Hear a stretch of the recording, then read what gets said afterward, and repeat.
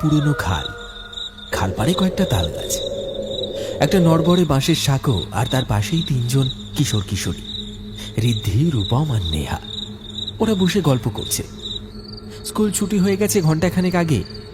এখন সন্ধে নামছে, তাই আকাশে হালকা মেঘ, সঙ্গে হাওয়াও বইছে ঠান্ডা। তোরা শুনেছিস খালপাড়ে ওই ভুতুরে বাড়ির খবর?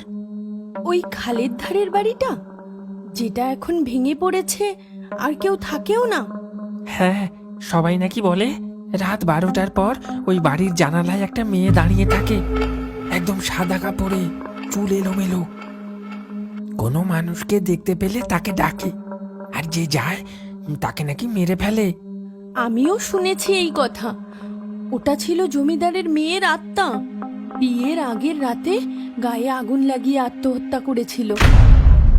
গল্প তো কত শুনলাম, এবার যদি সাহস থাকে চল নিজেরাই গিয়ে দেখি ওই বাড়ির ভেতরে সত্যি ভূত আছে নাকি শুধু গাঁজা খুঁড়ি। সত্যি যাবি ওই বাড়িতে আজ রাতে? কেন, ভয় লাগছে নাকি? তোর আবার ভূতের ভয় বেশি। ভয় পাই না, কিন্তু ওই জায়গাটা ভালো না, গ্রামের সবাই বারণ করে। তাই তো বলছি, আজ তিনজনে যাব, গিয়ে দেখবো সত্যি ভূত আছে নাকি সবাই গাঁজা খুঁড়ি বলে বেড়ায়। ঋদ্ধি, রূপম আর নেহা তিনজনই ছোটবেলা থেকেই পাশাপাশি বাড়িতে বড় হয়েছে। এই গ্রামে তাদের নাম সবাই জানে, চঞ্চল, কৌতূহলী আর একটু বেপরোয়া। প্রতিদিন সন্ধেবেলা স্কুল শেষে তারা চলে আসে খালপাড়ে সাঁকোর ধারে এই মাচায়। সেখানে গল্পের ফাঁকে হাসি, খুনসুটি আর মাঝে মাঝে ভয়ঙ্কর ভূতের গল্প। আজও ঠিক তেমনই সন্ধ্যা। আকাশে হালকা মেঘ করেছে, বাতাসে এক অদ্ভুত ঠান্ডা গন্ধ। আশপাশটা একেবারে ফাঁকা। আর আজ বাকি বন্ধুরা কেউ আসেনি, একা বসেছিল তিনজনে। হঠাৎই কথার মাঝখানে উঠে আসে সেই খালপাড়ে ভাঙা বাড়িটার নাম। একটা পুরনো ভাঙাচোরা বাড়ি, যেটা ঘিরে বছরের পর বছর ধরে চলে আসছে ভয়ানক সব কানাঘুষো। লোকের মুখে শোনা যায় ওই বাড়িতে রাত হলেই জ্বলে ওঠে আলো। কেউ ঘরের ভেতর কাঁদে, আবার কেউ নাকি ডাকি সুরে করে ডাকে, যে যায় আর ফিরে আসে না। ঋদ্ধি, রূপম আর নেহা তাদের চোখে ভয় নেই, তারা এইসব কথা হেসে উড়িয়ে দেয়। বরং এইসব ভূতের গল্প শুনে তাদের কৌতূহল আরো বাড়ে। আজ তারা সিদ্ধান্ত নেয় নিজেরাই দেখে আসবে সত্যি কোনো ভূত আছে কি নেই।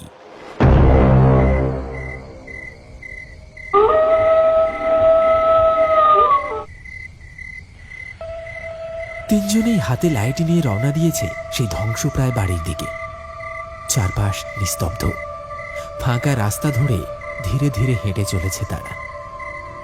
রাস্তার পাশে বিশাল ঝোপঝাড় আর বাতাসের শোঁ শোঁ শব্দ, ঝিঁঝি পোকার একটানা ডাক আর মাঝে মাঝে কোলা ব্যাঙের চিৎকার। বাতাসে হঠাৎ করেই ঠান্ডা আর ভারী একটা অনুভূতি ছড়িয়ে পড়ে। রূপম হালকা কাঁপতে কাঁপতে বলে, এই রাস্তা দিয়ে তো দিনের বেলাতেও লোক হাঁটে না, আর আমরা যাচ্ছি এই অন্ধকারে। ভূত থাকলে তো ভালোই, সামনাসামনি দেখা যাবে। ভূতের গল্প শুনে শুনে আর কতকাল চলবে বল। নেহা কিছু বলে না, তার চোখে ভয়, কিন্তু পা থামে না। এক অজানা টানে সে এগিয়ে চলে সেই বাড়ির দিকে, যেখানে হয়তো সত্যি কেউ অপেক্ষা করে আছে, অপেক্ষা করে আছে শুধু ওদের জন্য।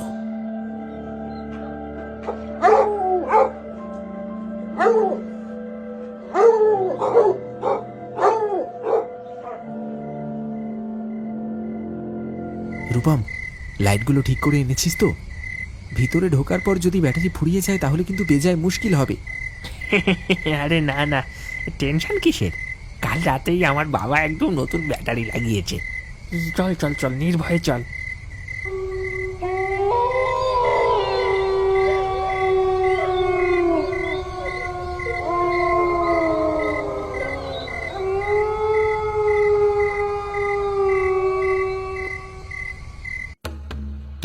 ঋদ্ধি, রূপম, একটা কথা বলি শোনো।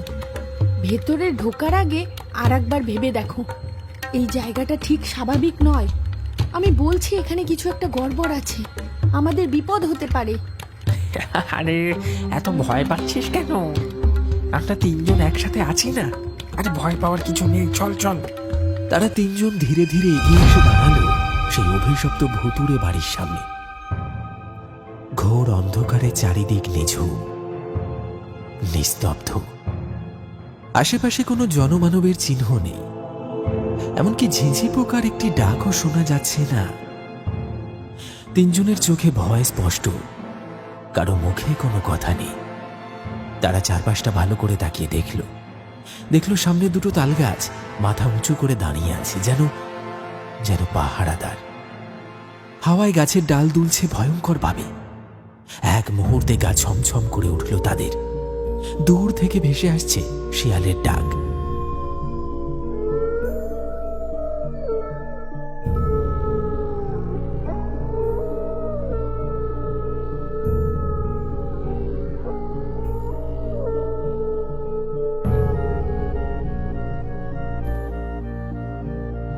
বাড়ির সামনে ভাঙা কাঠের গেটটা বাতাসে অল্প অল্প দুলছে।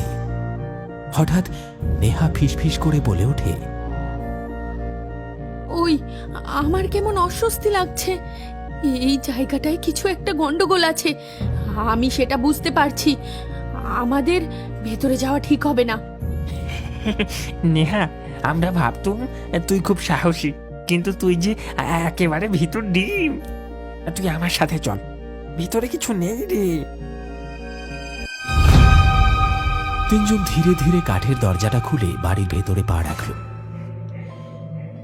মেঝেতে ধুলো জমে আছে, বাতাসে একটা পোড়া কিছুর গন্ধ, পুরনো ছাই, পোড়া কাঠ আর কিছু একটা পচে যাওয়ার মতো গন্ধ। ঘরের দেয়ালগুলোতে পুরনো সব ছবি, জমিদার পরিবারের স্মৃতি। কিছু ঝুলে আছে, কিছু আবার পড়ে আছে মেঝেতে। গ্লাস ভাঙা, ফ্রেম পোড়া। তারা তিনজন আলাদা হয়ে আলতো পায়ে এদিক ওদিক হাঁটছে। এমন সময় হঠাৎ নেহা খেয়াল করল ঘরের ভেতরে কেউ একজন হেঁটে হেঁটে যেতে যেতে যেন অদৃশ্য হয়ে গেল। ছাড়বো না, কাউকে ছাড়বো না, সবাইকে মেরে ফেলবো। রূপম, আমি কিছু দেখেছি। একটা ছায়া গেল ওই ঘরের দিকে। কই, কোথাও কেউ নেই তো। তুই এখানে কাকে দেখলি? আমি একটু আগেই দেখলাম এক মহিলা ঘরের ভেতরে হেঁটে যাচ্ছিল, কিন্তু হঠাৎ করে হাওয়ার মতো মিলিয়ে গেল। নেহা সামনের ঘরটার দিকে এক দৃষ্টিতে তাকিয়ে রইল। সবাই তাকে অনুসরণ করে। সে এক দৃষ্টিতে তাকিয়ে আছে সেই খোলা দরজার দিকে। কয়েক সেকেন্ড আগেও সেখান দিয়ে কেউ হেঁটে গিয়েছিল। নেহা, তুই সত্যি বলছিস এখানে কেউ ছিল? আমি সত্যি বলছি, আমি একটা বউকে দেখলাম আমার সামনে দিয়ে হেঁটে যেতে যেতে হাওয়ায় অদৃশ্য হয়ে গেল। সাবধান হয়ে থাক সবাই। এই বাড়িটা দেখতে যতটা আজগুবি ভেবেছি ঠিক ততটা নয়, কিছু একটা রয়েছে। তাহলে চল না, এইখান থেকে পালাই, আমার খুব ভয় করছে। আর একটু অপেক্ষা কর, তারপর চলে যাব। তারা ধীরে ধীরে এগিয়ে গেল সেই ঘরের দিকে।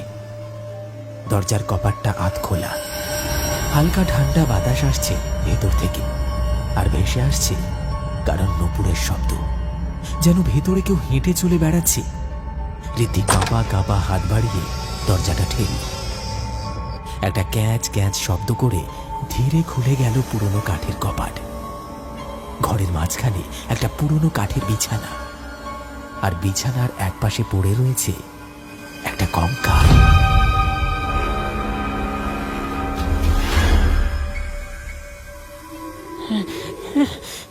এই বিছানায় কেউ এক সময় পুড়ে মরেছিল, আমি শিওর। না না, এটা খেলা না, এই বাড়িতে কিছু একটা আছে। ও চায় না আমরা এখানে থাকি। ও আবার জেগে উঠেছে, আমাদের কাউকে ছাড়বে না। তারা পালাতে যাবে, ঠিক তখনই ঘরের জানালার কাঁচে হঠাৎ দেখা গেল একটা মুখ। সাদা পোড়া দগদগে, চোখের জায়গায় কেবল কালো গর্ত, আর ঠোঁটে এক ফাঁকা বিকৃত হাসি।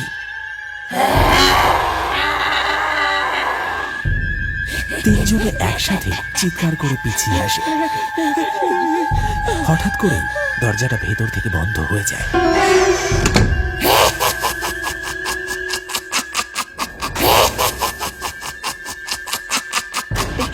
এটা কি হলো? কে দরজা বন্ধ করলো?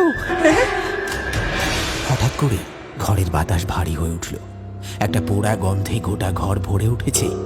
তিনজনই দরজায় ধাক্কা মারতে লাগলো, কিন্তু দরজা খুলতে পারল না। সবার কানে ভেসে আসছে একটা মেয়ের কান্নার শব্দ।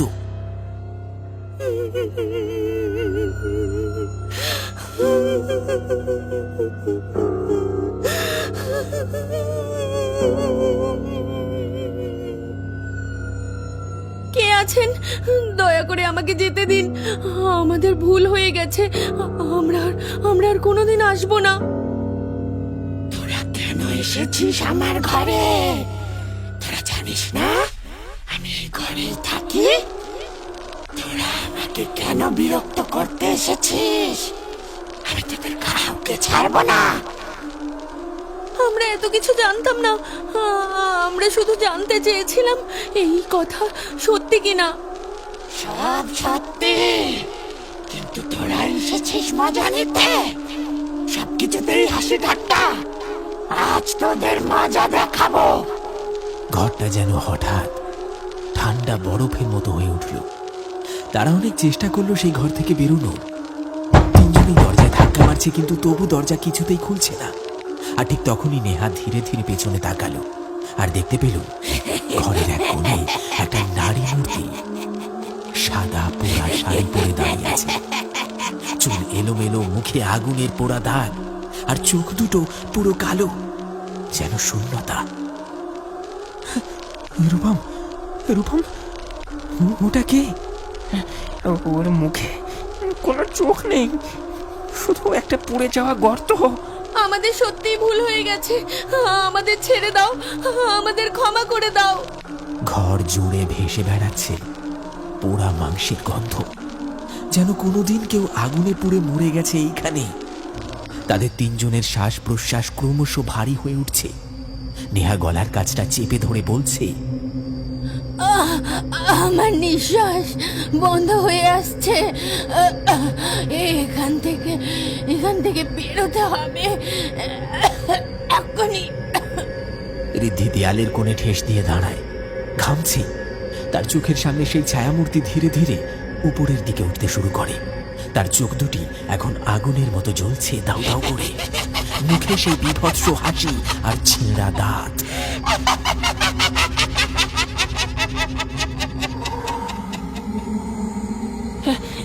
এই হাসি বন্ধ করো, বন্ধ করো এই হাসি, আমার মাথা ফেটে যাবে। ঋদ্ধি চোখ বড় বড় করে দেখে ছায়া ধেয়ে আসছে তার দিকে।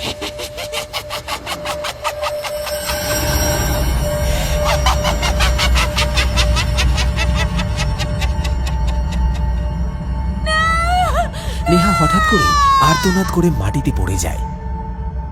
সেই ছায়া তাদের সামনে এক ঝোড়ো ঘূর্ণির মতো ছুটে আসে। তাদের চোখে নেমে আসে ঘন কালো অন্ধকার। কেউ কিচ্ছু দেখতে পায় না। হঠাৎ যেন চারপাশে একটা কিচকিচের শব্দ, হাসি, আর কিছু নয়।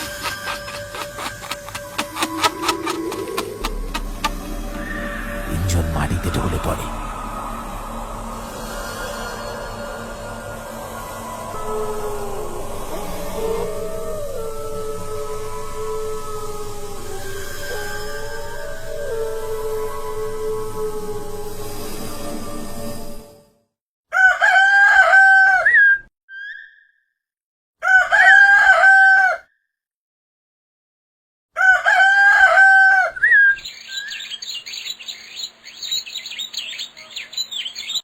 সকাল হতেই বাড়ির ভেতর থেকে পাওয়া গেল তিনজনকে, ঋদ্ধি, রূপম আর নেহা জ্ঞানহীন অবস্থায়। গ্রামের লোকজন ধরাধরি করে তাদেরকে বাড়িতে নিয়ে আসে। তিনজনেরই আস্তে আস্তে জ্ঞান ফিরে আসে। তারা বুঝতে পারে সত্যি সেই বাড়ির ভেতরে সেই মেয়েটির আত্মা এখন রয়েছে। আর সেই দিনের পর থেকে তারা আর কোনোদিন সেই বাড়ির দিকে পা বাড়ায়নি।